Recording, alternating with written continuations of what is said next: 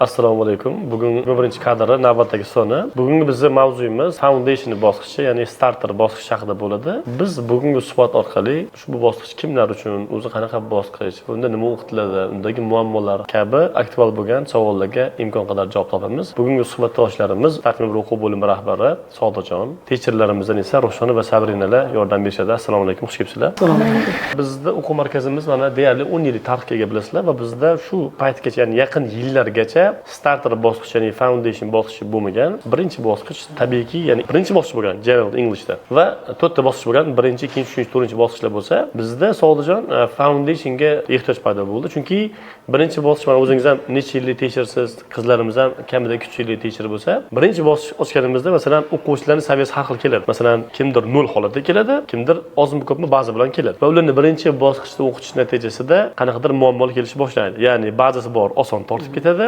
ba'zisi yo'q, tabiiyki ba'zi olish natijasida qiynaladi, bosqich yakunida lekin yiqiladi. Mana shu og'riqqa yechim sifatida starter bosqichi, ya'ni 1 oylik dastur tuzilgan. Qani endi o'zi umuman savolni sizga birinchi bermoqchiman.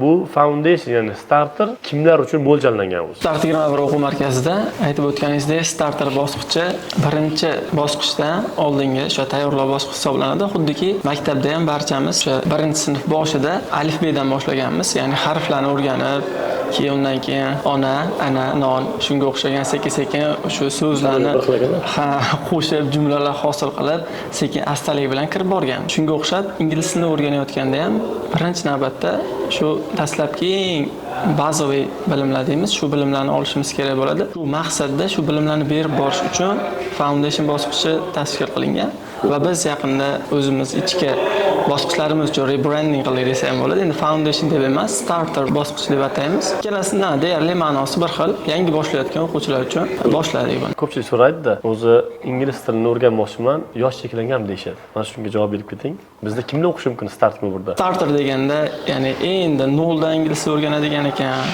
bu kids uchun degan noto'g'ri fikrlar ham bo'lishi mumkin. Lekin misol uchun agar menga yapon tilini o'rganasan desa, men uchun yapon tili noldan boshlanishi kerak. Birorta ham harfini bilmayman.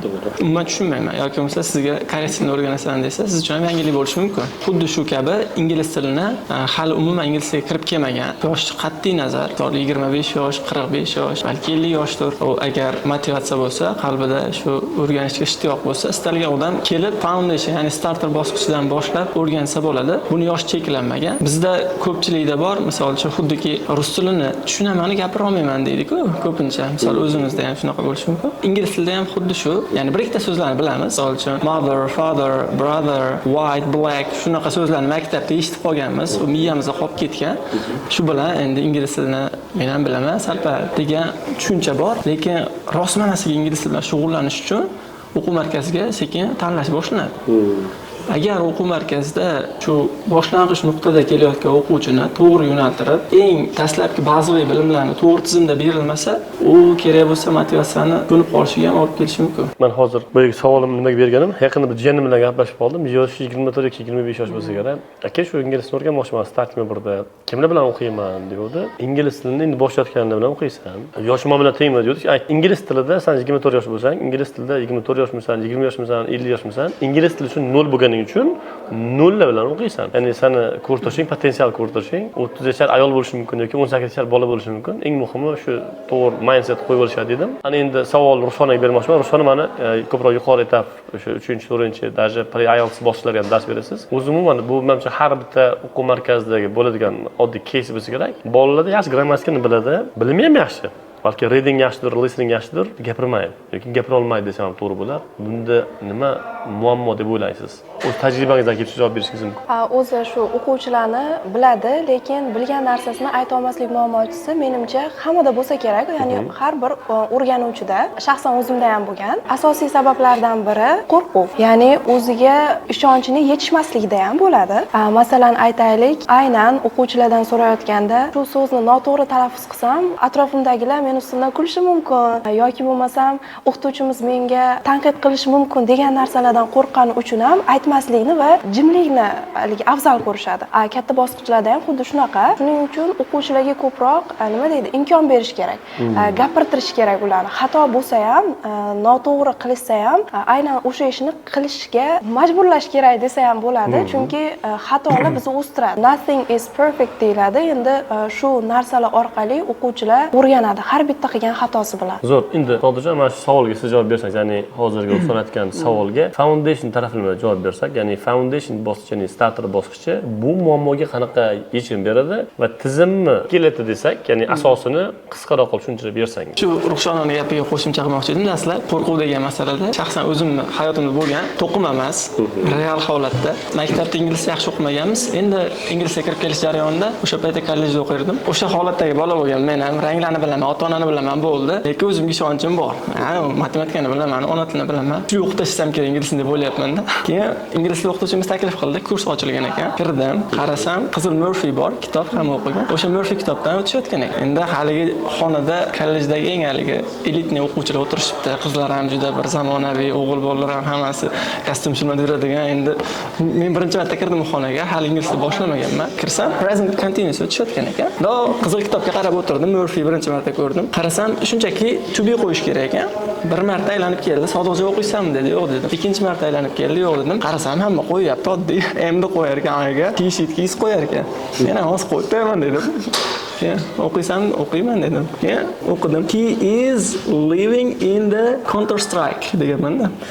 Chunki u so'z countryside bo'lgan. Shahar tashqarisidagi posyolka degan so'z, countryside degan so'zni men o'zim birinchi marta inglizga kirayotganimda qonun tushirib Counter Strike deb o'qiganman.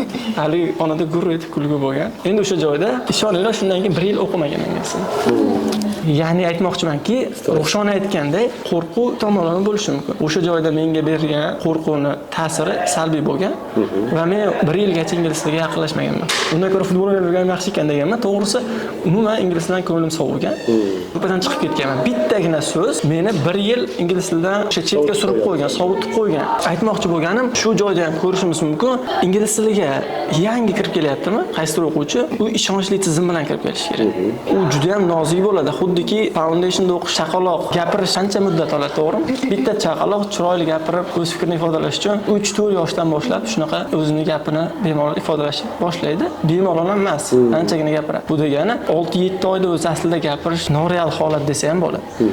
Aytmoqchi bo'lganim, foundation tizimini, misol biz o'quv markazimizda Start 21da shunaqangi tizimlashtirib chiqilganki, dastlabki o'rganadigan so'zlar unaqa countryside degan so'zlar bo'lmaydi. Haqiqiy dastlabki kirib kelayotgan bola uchun moslangan. Masalan, mother, father, oila a'zolarini o'rganadi. O'sha bolalar uchun aslida bu so'zlar kelganda biladi, o'zi so'zlar. Ha, o'zi kelganda biladi. Xuddi shu dastlabki bazani yig'ib olish kerak va biz bunda faqatgina kerakli so'zlarni o'rgatibgina qolmasdan, ularni bir-birlik ingliz tili uchun kerak bo'ladigan bazani beramiz, ya'ni pronunciation. Eng asosiysi shu, to'g'ri talaffuz qilish, ya'ni so'zlarni to'g'ri talaffuz qilishni boshidan to'g'ri o'rgangan bola, bu oxiri IELTS bosqichida ham o'sha talaffuz bilan gapiradi. Boshidan agar o'zbekcha intonatsiyaga o'rganib qolsa bola, bu uni oxirigacha shu intonatsiyada olib ketadi. Shu holatda ketadi. Ba'zi bir so'zlar bor. Masalan, o'zim inglizcha o'qiyotgan paytlarda, masalan, men tilga o'rganib qolgan so'zlar bor. Masalan, question deydi. Kim bolaga question desangiz hayron bo'ladi. Men buni question tarzida o'rganman deydi. Tarjima biz ham shuni o'rganganmiz. Bu ularda qonga singib ketgan, ya'niki IELTS bosida o'qisa ham, ertaga IELTS topshirsa ham question deyish ular uchun oddiy holatga aylangan. Chunki siz aytmoqchi, rostdan ham ingliz tiliga kirib kelgan paytda ustozlar kimdir adashib question degan o'zi question ekanligi qolib ketgan. Ya'ni foundation bosqichida demak talaffuzga e'tibor berishimiz kerak. Albatta foundationda talaffuzga e'tibor beramiz. O'sha f va tovushlargacha jiddiy qarashimiz kerak. Bo'lmasa qolib ketib qolishi bilan. Biz skeletimiz deganda bu haqida so'radingiz. Skeletimiz asosan har kunlik common so'zlar deymiz. Umumiy ishlatilishi, o'sha faul bo'lgan so'zlar jumlalarni beramiz o'zimiz 15-20 ta boshlanishiga. Undan keyin sekin astalik bilan bola ingliz tiliga kirib boradi va eng dastlabki jumlalarni tuzishni o'rganadi. Misol uchun, mening kitobim, mening maktabim, mening onam. Chunki shularsiz o'zasizlar gap tuzib bo'lmaydi. Bittada u bolaga nol o'quvchiga gap tuzishni boshlaysa, sen kecha men ovqat yedim degan gapni u hech qachon tuza olmaydi. Shuning uchun etap-etap dastlab jumlalar o'rgatiladi. Undan so'ng otlarning turlari bor. Misol uchun so'z boyligini oshirishda eng ko'p ot so'z turkumiga urg'u beramiz. Otlarning turlari. Misol uchun otlarni ham jamlovchi otlar, atoqli otlar, shularni o'rgatib boramiz. Undan keyingi bosqichimizda esa asta-asta biz ko'plik yasashni ham o'rgatamiz. Misol uchun o'zbek tilida shunchaki lar qo'shib qo'ysak bo'ldi. Bolalar, ayollar, erkaklar, itlar. Lekin ingliz tilida shu ko'plik yasashni ham turli usullari bor-da. Bu biz uchun oddiy ko'rinishi mumkin, lekin umuman ingliz tilida muhabbat bilan, lekin bilimsiz kelayotgan bola uchun bu kattagina yangilik bo'ladi. U shunchaki ayollarni ayol deb qo'ysak, biz ayollar degan tushuncha olmaymiz-ku, lar qo'shishimiz kerak. Lekin ingliz tilida women bo'lib ketadi. Women, boy, boys. Unga s qo'shadi. Shu turli tarzda ketadi. Shunaqangi bilimlarni, asrorlarini oson usulda o'rgatish ham bizning tizimimizdan. Hozirgi gapingizga bitta prikol kelib qoldi. Qayerdan va kimligini aytmayman. Taxminan 12 yil oldingi yoki 11 yil oldingi Sardobada ishlagan paytimizda bitta o'quvchimiz bo'lardi. Birinchi bosqichda so'z so'rayapman. Devor nima desam, devor deganda. O'sha kulgili, o'zim ham kulib o'rganman. U jiddiy turibdi. Gapda so'z bersam, behimida qaysi so'z ham, behimi degan. Nimaga bunaqa deyapsiz desam, teacher men to'g'risi so'zlarni shunaqa talaffuz qilsa olma desa ingliz tilida bo'lar ekanman deganda to'g'risi. Ya'ni shunaqa nima deydi, stereotip deydimi, shunaqa narsa bor ekan deb tushuntirdi. Yo'q, unaqa emas. Misol devor bu wall bo'lsa, shunaqa deb o'zim ham ikkilanib qoldim. Devor emasmi? O'shani, ya'ni hozirgi gapingiz esga tushib qoldi. Hozir mana boyagi Ruslanning gapi, siz gapingizdan keyin esga tushdi. O'quvchilarimiz speakingda kelganda, misol deylik, avtomatik tarzda he doesn't know degan gap siz yoki men uchun oson narsa.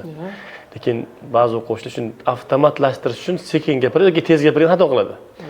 Bolaga aytayapman, misol he don't know the Waverson speaking paytda teacher nimaga bu xato-ku? Ha, xato, lekin speaking gapirmoqchimisan, he don't know deding, gapirding to'g'ri. Hozir gapirishiga to'xta Sabrina, bu adashning bo'lmaydi, doesn't bo'ladi-ku desa, ha, to'g'ri teacher degan uchun fokus bo'linadi. Lekin ayniqsa, ya'ni gapirayotganda bu Ruslan ham aytadi, xato bo'lsa ham gapiraversam, ancha sekin-sekinlik bilan to'g'rilansa kerak. Talaffuz to'g'ri bo'lgani bilan o'sha nuqtalar bo'ladi. Buni demak foundationdan boshlab bir chekkadan talaffuzga e'tibor berib, xato emas to'g'rilashga e'tibor qarash kerak ekan. Mana hozir Sabrina sizga ham savolim bordi. Mana foundation o'qiyotgan paytingizda bizda tizimimizda so'z bor, gap bor va talaffuz qismi bor. O'quvchilar odatda qaysi qismda ko'proq qiynaladi? Xo'p, o'quvchilar o'zi aslida foundation etapida asosan ikki nuqtada qiynalishadi. Ya'ni birinchisi o'sha siz aytganingizdek so'zlarda. So'zlarni ingliz tili bilan deylik, o'sha ingliz tilida o'qilishi va yozilishi, ya'ni spellingi har xil bo'lgani uchun so'zlar asosan o'quvchilar o'sha so'zlarda qiynalib qolishadi. Ya'ni ular ba'zida aytilishini yozib qo'yishlari mumkin. Asli lekin u boshqacha, spellingi boshqacha bo'ladi. Black so'zini B L E K. Ha, shunchaki K, o'zimizda K qilib yozib qo'yishadi. Asosan shu qismda, ya'ni haligacha misol uchun katta yoshdagilarda ham, kichkina yoshdagilarda ham faqat shu ana shu so'zlarning spellingida muammo ko'p bo'ladi. Va ikkinchi holati bu grammatika. Grammatika unaqada katta xatolar bo'lmaydi, ya'ni katta qiynalish bo'lmaydi. Faqatgina grammatikada misol uchun boshi dastlabki mavzular oson mavzular bo'ladi. Misol uchun alfabet, ko'plik, ulardan o'quvchilar sekin-sekin chiqib oladi, ya'ni oson bo'ladi, qiyinchilik bo'lmaydi. Lekin oxiri kelganda mavzular bir-biriga ulanib, so'z birikmalari qo'shilganda, o'shanda kattalashganda, ya'ni kattalashganda o'shanda endi qiynalib qolishadi. Qaysi paytda o'sha egalik, misol uchun bir-biriga mening kitobim yoki sening ruchkang yoki mashinaning g'ildiragi, noun of the noun mavzuyimiz bor, ya'ni egalik mavzusi, shu holatda chalg'itib, ya'ni adashtirib qo'yishlari mumkin. Zo'r, endi shu savol davomi, mantiq davomi qiynalmaslik uchun nima qilish kerak? So'ng yechim berilgan qiynalmaslik uchun biz bergan barcha o'sha qo'llanmalardan, biz ko'rsatgan yo'lda to'g'ri yurishlar kerak, ya'ni tartibimiz bo'yicha dars qilishlari kerak. Misol uchun bizda deylik so'zlarni ham, qanday yodlanishini ham o'zimiz bosh darsda o'rgatamiz va kitobda ko'pgina deylik oshlari bo'lgan gaplar bor, o'qishlari kerak bo'lgan gaplar bor. Ularni ko'p o'qishni tavsiya qilaman. Hozir tasavvur qiling, siz o'qituvchisiz, men o'quvchiman. O'sha brother so'zi endi yozishga nisbatan juda murakkabroq badda, chunki yozib yurgan odamga muammo yo'q, lekin yangi o'quvchi sifatida qiyin desak, brother so'zini men yozyapman-da, brother tarzida yozyapman-da, th joylari qolib ketyapti. Ya'ni shuni qo'shilib bo'lsa kerak. Black so'zida black yoki white, yellow. Mana start yada musobaqa qilyapmiz maktablarda ham. Ko'plab o'quvchilar eshitgani bo'yicha yozishyapti. Birinchi ikkinchi sinfda shunaqa, it's okay baribir. Shunda qanaqa yechimlar berasiz, qanaqa maslahat berasiz? Ha, birinchi bo'lib o'quvchiga tushuntiraman. Ya'ni bu xato deb turib unaqa kattaligiga reaction qilmayman, lekin tushuntiraman. Ingliz tilida shunaqa so'zlar asli boshqacha yoziladi, lekin boshqacha o'qiladi. Bu narsani biz o'zimizga singdirishimiz kerak. Ya'ni iloji yo'q bu narsani uqtirsa bo'lmaydi, o'zgarmaydi. Bu ularning qoidasi. Misol keltiraman, o'zbek tilida ham masalan ona degan so'zni ano deb aytib qo'ysa yoki yozib qo'ysa, bizga qanaqa tuyuladi?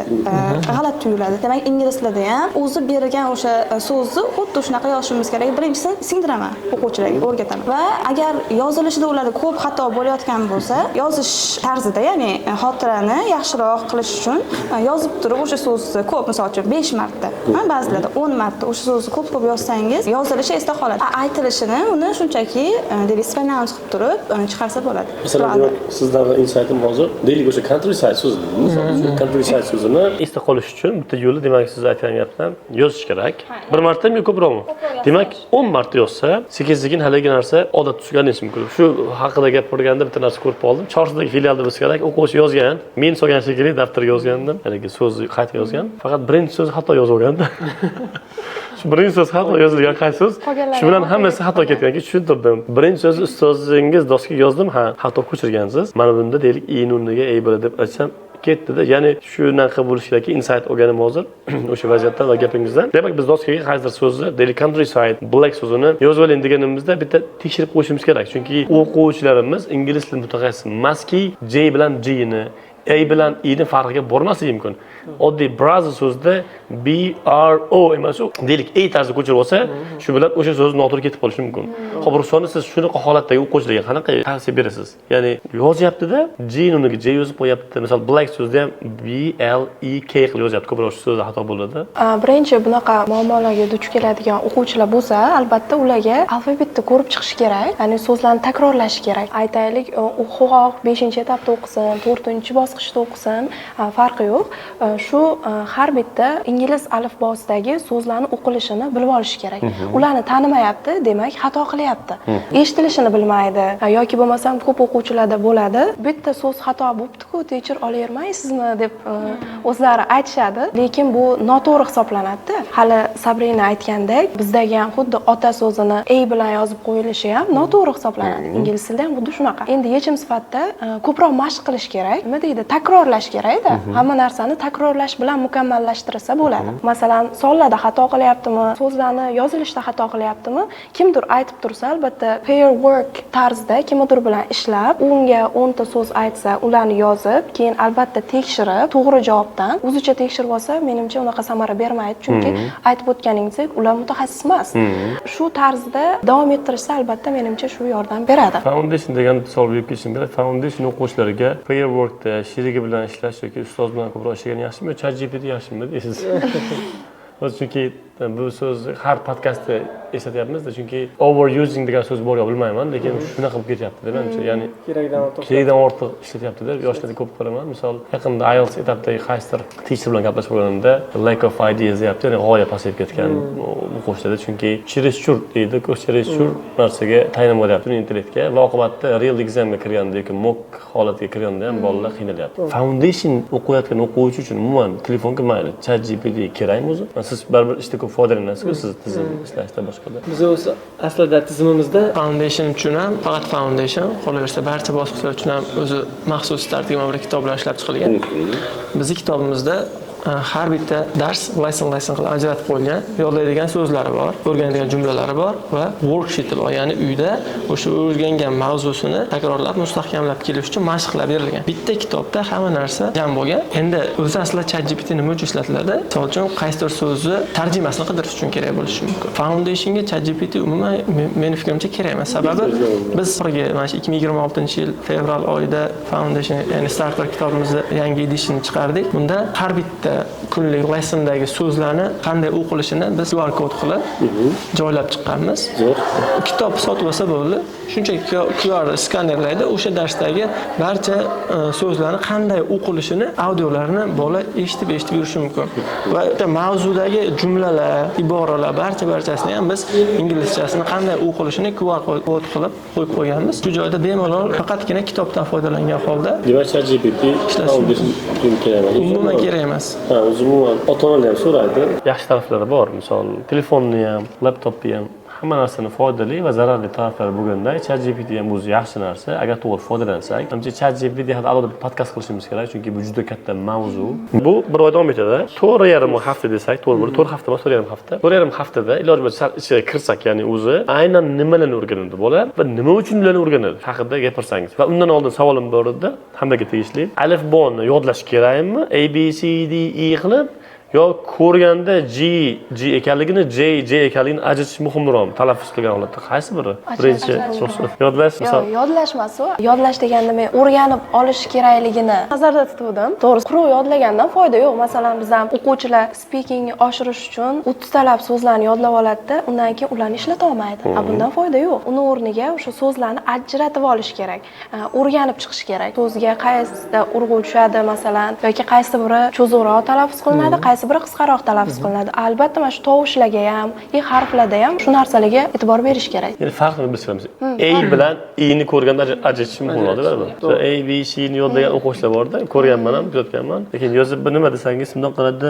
Bu E deydi-da, ya'ni tanimaydi. Tanish muhimroq demak. Albatta. Zo'r. Endi foundation haqida marhamat. Nimalar o'rganadi va nima uchun ular o'rganadi? Foundation bosqichimizda aytib o'tganimizdek, dastlab so'zlarni o'rganadi. Ya'ni umumiy bir oylik kursimiz davomida o'quvchi o'sha 0 dan kelgan o'quvchi 750 dan ortiq aktiv so'zlarni o'rganadi. Shunda har dars kelsa bo'ladi. Chiqadi. Buni to'liq o'rganmaydi. O'rganmasligi ham mumkin. Sababi biz qiladigan imtihonlarimizda bu 750 ta so'z qayerdan keldi desa, kunlik beriladigan so'zlar bilan qo'shimcha tarzda biz qlarda so'zlar ishlatamiz. O'sha grammatik mavzuni mustahkamlash uchun berilgan o'sha gaplarni inglizchasi va o'zbekchasini biz ko'proq kombinatsiyada o'quvchiga berib takrorlattiramiz. Bu starting bir o'zi DNKsda bor bo'lgan metod, ya'ni biz bozorga shu bilan kirib kelganmiz. Bitta mavzuga doir jumlalarni turli xil usullarda beramiz. Misol uchun mening olmam, sening olmang, uning olmasi va bu inglizcha o'zbekcha bo'lib kelganligi uchun buni ko'proq mashq qilish imkoni bo'ladi. 750 ta so'z mana shu shunda har dars kelsa bo'ldi hozir. Kitob ichidagi barcha so'zlar 750 ta bo'ladi. Lekin kunlik boladan talab qiladigan so'zimiz 170 dan ortiq. 170 ta desa ham bo'ladi. Shunda yodlagan berilgan so'zlar. Ha, yodlagani beriladigan so'zlar. 170 ta so'zni bola aniq yodlab chiqqan bo'ladi. Agar ishtiyoqi zo'r, g'ayrat qiladigan o'quvchi bo'lsa, foundation o'zida uni so'z boylik 700 ta o'tib ketadi. Faqat bizni shunaqa endi o'zimiz qo'ygan adolatimiz borki, biz o'zimiz kundalik yodlasin degan so'zlarimizdan foydalanib imtihon tuzamiz. O'sha so'zlardangina so'raymiz. Bu tomonda mavzuning ichida yoki mashqning ichida chiqib qolgan so'zdan so'rasak, bolaga nisbatan adolatsizlik bo'lmasin degan maqsadda ularni imtihonlarda ishlatmaymiz. Ya'ni bu ham foundationga kelayotgan o'quvchilarga qo'shimcha motivatsiya bo'ladi. Lekin qiyin bo'lsa ham deydi. Aslida qiyin bu narsa. Aslida qiyin, lekin 700 ta so'z juda zo'r natija va bu 700 ta so'z juda ham elementar so'zlar. Lekin minimumi ham bor. Bu yerda minimum o'sha 170 tani yodlab ketish kerak bo'ladi. Ya'ni masalan, har bir darsda uzr o'z gapingiz bo'ldi. O'quvchi uchun word list bor-ku o'zi. Word list bor. Nechta bo'ladi har bir darsda? O'rtacha 15 ta 20 ta. 15-20 tadan bo'ladi, yodlagan beriladi. Va ular ham ko'p o'sha mother, brother, sister deyapsiz. Apple masalan. Menimcha buni bola o'zi kelganda biladi. Bu bolaga zo'r motivatsiya jo'yatib, bola ingliz tilini o'rganishni boshladi va vazifani qarasa, deyarli yarmini eshitgan hech bo'lmasa yoki biladi, qo'shimcha motivatsiya paydo bo'ladi. Menimcha osonlashadi ham zo'r. Chunki hozir men ingliz tilini o'rganmoqchi bo'lgan, lekin Apple, sister, brother so'zini tarjimasini bilmagan odam bo'lmasa kerak menimcha. To'g'ri, yurtimizda ham inglizligiga e'tibor juda ham kuchayib ketdi. Hatto bog'chada o'zi bolalar ingliz tilini o'rganib chiqishyapti. Ingliz gapyapti. Shu joyda bitta narsa, tizimsiz o'rganilgani uchun bu bilimlar uzuq-yuluq turibdi-da. Uzuq-yuluq. Men aytgan hali keysdan bo'lishi mumkin. Ya'ni bitta zarba u qo'rquv yoki bo'lmasa qandaydir bolani uyatli holatga tushishi ingliz tilini orqaga surishi mumkin. Shuning uchun ham tizimli holatga savol olish kerak baribir. Qanchalik qayerda o'rgangandan qat'iy nazar. Ikkinchidan bizda so'zlarni transkripsiyasini qanday o'qish o'rgatamiz. Ya'ni har bitta harfni o'ziga xos o'qilishi bor. Ya'ni harf boshqa, tovush boshqa. Xuddi shu holatda, misol uchun W deb aytamiz. Ya'ni V ikkilangan V ni ko'rinishidagi W ni, lekin biz uni va deb o'qimaymiz. Qanday o'qiymiz? Va. Ya'ni lablarimiz bir-biriga tegmasdan cho'zilishi kerak. Va. Mana shu holatlarni biz bolalarga har bittasini o'rgatib chiqamiz. Sababi nima uchun bu muhim deganda, bola ertaga boshqa manba ochdi, aytaylik bitta artikl ochib o'qimoqchi bo'lyapti. O'sha joyda zebra degan so'z chiqdi. Zebra deb o'qib ketishi mumkin. Lekin lug'atdan foydalanmoqchi. Lug'atdan oddiy biz zebra deb o'ylaymiz, lekin zebra emas. Uni juda yaxshi bilasizlar. Nima bu? Zebra. Inglizchasi zebra emas. Unda o'zbekcha qoladi. O'zbekcha Zebra. Demak, lug'atlarda bilamiz, inglizcha so'z keladi va transkripsiya haligi to'rtburchak qavs bilan o'qilishini yozib qo'ygan bo'ladi. Eng katta muammo shu joydaki, bolalarga o'sha transkripsiyani qanday o'qishni o'rgatmasak, bola mustaqillikka erishmaydi. Biz foundationda mana shu jihatga urg'u beramiz, ya'ni bolani tezroq mustaqil qilishimiz kerak biz. Bola mayli bizni kursimizda boshqa manbalarni ham o'rgansin, maktabda ingliz tili darsliklaridan yangi so'zlarni topib o'rgansin, lekin to'g'ri o'qilishini ham o'rgansin-da. Shuning uchun ham biz eng e'tibor qiladigan joyimiz shu transkripsiyani to'g'ri o'qishni bolaga o'rgatamiz. Har darsda uni so'rab boramiz. Otasi bilan, onasi bilan ketayotganda ham, misol uchun o'g'lim, mana so'z tarjimasi nima bo'ladi? Misol uchun jurnal nima ekan desa, magazin lug'atga yozib, to'g'ri o'qib bera olish kerak. Maktab desa stol demaydi-ku. Bu transkripsiyada yaqinda tanishim bo'ladi, to'g'ri? Novda chol dayruda men to'g'ri tushunmadim. Nimaga unaqa deyapti deb keyin esga tushib qoldi. Novda school deng desam, qaydan bilaman deydi. Xuddi shu holatlar uchun demak biz transkripsiyani ham startga keling dedim keyin. O'rgatamiz. Undan keyin otlarni ko'plik shaklini yasashni aytib o'tdik.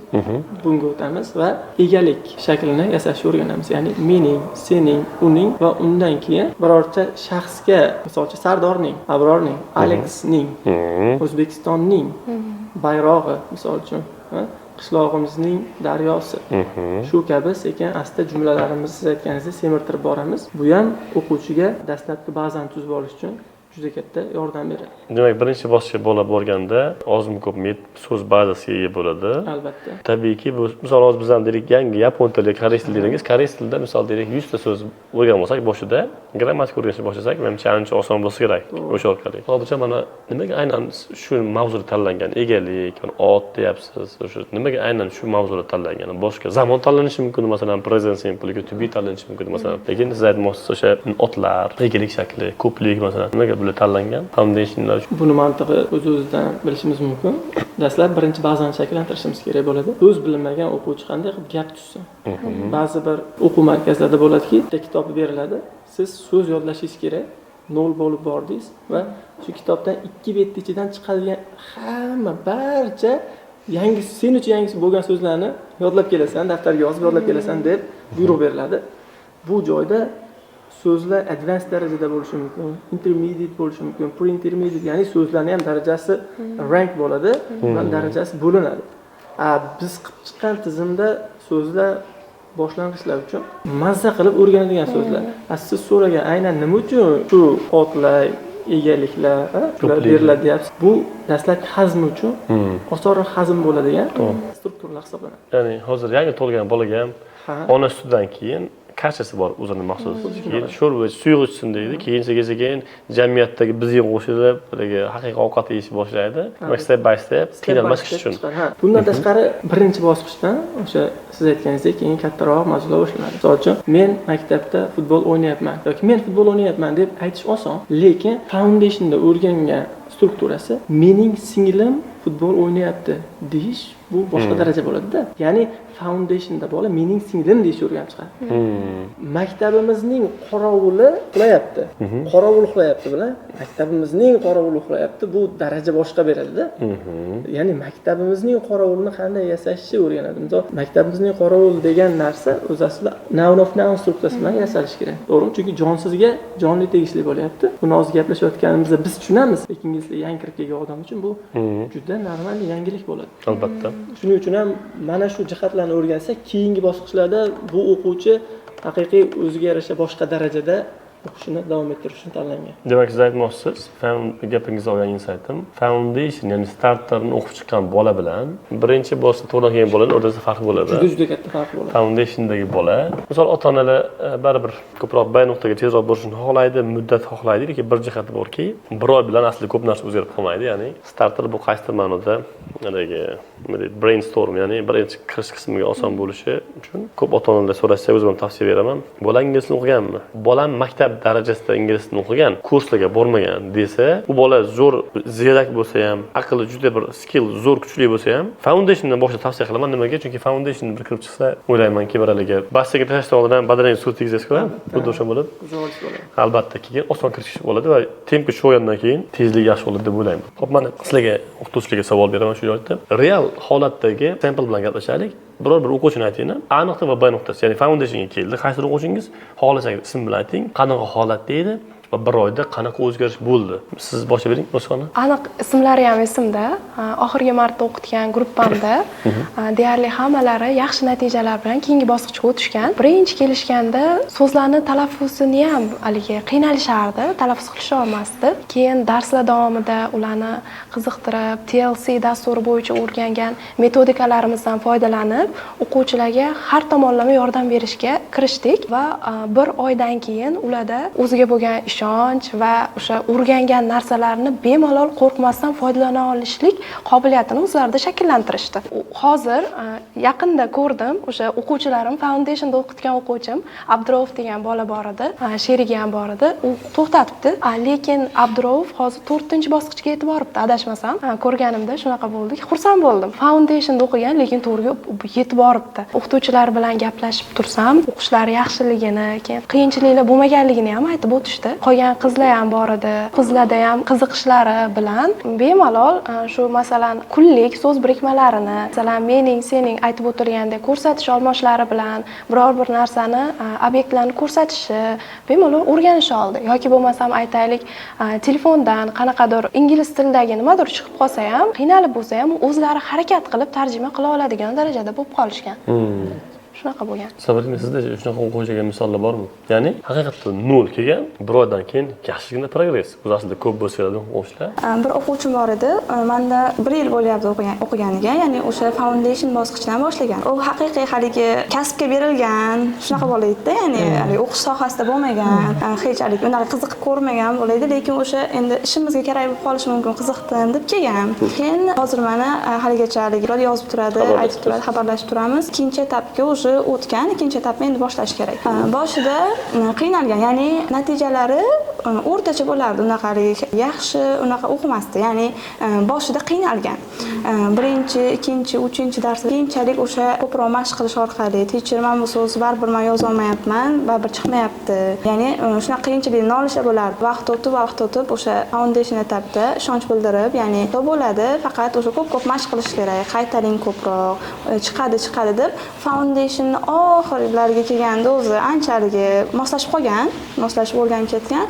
Keyin foundation etabidan bir 80% bilan o'tib birinchi bosqichga o'tgan. Birinchi bosqichda ham o'zimda o'qigan. Ya'ni birinchi bosqichda ham o'zi adaptatsiya bo'lib, ya'ni moslashib, kirishib ketgan. Natijalar yaxshi chiqardi. Demak, foundationda o'qiyotgan o'quvchi imtihondagi natijasini B nuqta deydigan bo'lsak, ko'pgina so'zlar, 500 dan oshiq so'z deyaptilar, 700 deyaptilar deyarli hammasi. Juda unchalik yo'lamagan taqdirda ham 300 to'g'risida balki 500 ta so'z ko'radi. Hech bo'lmasa ko'rsa taniydigan holatda, balki yorilmagandir, balki boshqadir. Undan tashqari mana ko'plik, egalik qo'shimchalari, ot mavzulari, misol uchun Akbarali, Farruh Beylar bilan, Ahmadullo bilan gaplashganimizda aytadi, writing yozishda bolalarda kerak bo'lsa, oddiy ko'plik qo'shimchasida, egalik qo'shimchalari, mana o'zingiz ham bilasizlar, xatoliklar bor. Buni ko'rganlar kulgili xato. Aslında ularning darajasi uchun. Muammo qayda desa, o'sha boshlang'ich bazada e'tiborsizlik bilan qaragan bo'ladi. Agar siz ham IELTSdan yuqori ball olmoqchi bo'lsangiz, 2 safardan tabiiyki yuqori ball xohlaysiz va bunda birinchi qadam, ya'ni foundation, ya'ni starter boshlatganingizda jiddiy e'tibor berib, jiddiy kirsangiz, natija ham o'shanga bo'ladi xohlasa. Ana endi foundationda ehtimoliy potensial muammo, ya'ni baryerlar bor. Bular o'sha vaqt yo'q deydi o'quvchilar, qo'rquv bo'lishi, dangasalik kabi illatlar bor. Bunga qanaqa yechim beramiz? Masalan, deylik o'quvchingiz teacher vaqtim yo'q deydi.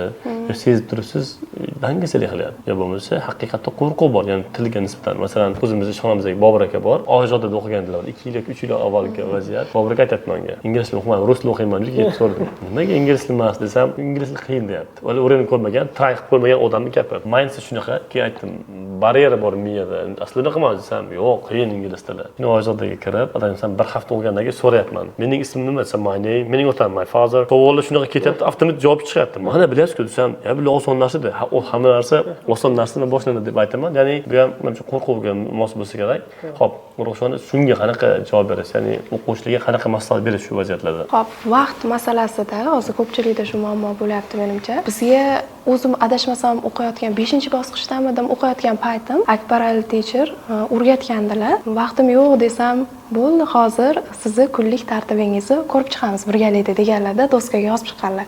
Masalan, soat nechida turishim, nonushta vaqtim, qayerga qachon ketishim, masalan, keyin oralarida bo'sh vaqtlar kelib chiqqanda, darsni masalan o'quvchilar tushunadi, berilgan vazifani bitta o'tirishda qilishlari shart, tugatishi kerak degani. Men bunga qarshiman, chunki o'zingiz ham masalan bitta ishni davomiy qilersangiz, zerikib qolasizda. O'quvchilarda shu narsani yo'qotib, ularni bo'sh vaqtida ma'lum bir vazifalarni albatta to'g'ri keladiganlarini, uni haligi muhimligiga qarab turib bo'lib olish kerak. Keyin o'sha kun tartibimizni tuzib chiqqanimizdan keyin qarasam 3-4 soat bo'sh vaqtim bor ekan, ko'p ekan. Keyin aytganlar shu holatda kelasiz deb aytmoqchi bo'lganim, o'qituvchi instruktor bo'lib yo'l ko'rsatib berish kerak. Birinchi yo'l shu, vaqtni albatta manage qilish kerak. O'sha o'zi nimaga qancha vaqt sarflayotganligi, hozirda ingliz tili muhimmi yoki shu qilayotgan ishi masalan telefonda ko'p vaqt sarflab qo'yishlari, ijtimoiy tarmoqlarda qaysi biri muhimlik, shunga aniqlik kiritib olish kerak. Endi qo'rquvga keladigan bo'lsak, menda bunga ham o'zimni shaxsiy hayotimdan keltiraman. 3-bosqichda o'qiyotganimda speaking muammo bo'lgan, gapira olmaganman. Sababi gapira olganman, prosta menda nima deydi? Ishonch bo'lmagan, o'zimda ishonch bo'lmagan. Hattoki ingliz tilini o'sha yerda to'xtatishga ham qaror qilgan paytim bo'lgan. Lekin o'qituvchimiz yo'l ko'rsatib, speakingni oshirish uchun masalan aytaylik, o'zimizni qiziqishimizdan kelib chiqib, gruppamizga adashmasam bitta vazifa berganlar. Prezentatsiya. Ha. O'qituvchimiz yo'q chunki 4-man o'qigan, işte Sodiqjon teacher. Bugungi suhbatdoshimiz Keyin Sodiqjon hayron, kim naqdi gapiryapti ekan dedi. Kim u yomon, zulmkor, zolim.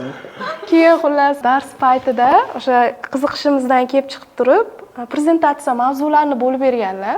Hamma o'zi qiziqqan mavzusiga shu bitta prezentatsiya tayyorlab kelishsin deyilgan. Hamma o'quvchilar o'zini qiziqqan narsasidan kelib chiqib tayyorlagan. Men davlatlar haqida qilib ko'rganman. Bitta zo'r chiqqani bor, hali ham esimda, techiram eslasalar kerak. Traveling haqida emasdi. Yo'q, bitta prezentatsiya hammaga qo'yib bergan shekilli. Yo'q, o'zi o'quvchilar aytmoqchiganim traveling mavzusi ham uchun qiziqdi. Men adashmasam marine life haqida qilganman. Dengiz osti suvoqi osti haqida bo'lgan. Bitta bo'lsin deydi. Zo'r chiqqan, hali ham esimda. O'shandan keyin deydi, o'zimga bo'lgan ishonchim ham oshgan, davomiy ketaverganman. Qo'rquvni yengish uchun yana o'sha o'qituvchini roli muhim. O'quvchi ham albatta bir tarafdan harakat bo'lib, bir tomondan harakat bo'lmasa, u nolga teng. O'quvchi ham harakat qilish kerak, izlanish kerak, xato qilmaslikdan albatta qo'rqmaslik kerak. O'sha o'qituvchi o'quvchini qiziqishidan kelib chiqib turib, vazifalarni berib, albatta ularni qismlarga bo'lib bersa, o'quvchini nima deydi, qabul qilishi ham oson bo'ladi. Yechim shu, dadil bo'lishlari kerak. Dangasalikka nima yechiming dangasalikka? Menimcha aytmadi. Dangasalik menimcha bu bahona. Bahonachilarniki. Dangasalikni yengish uchun siz qanaqa sirlarni aytgan bo'lardingiz? Dangasalikni yengish uchun endi dangasa bo'lmasligi kerak-da.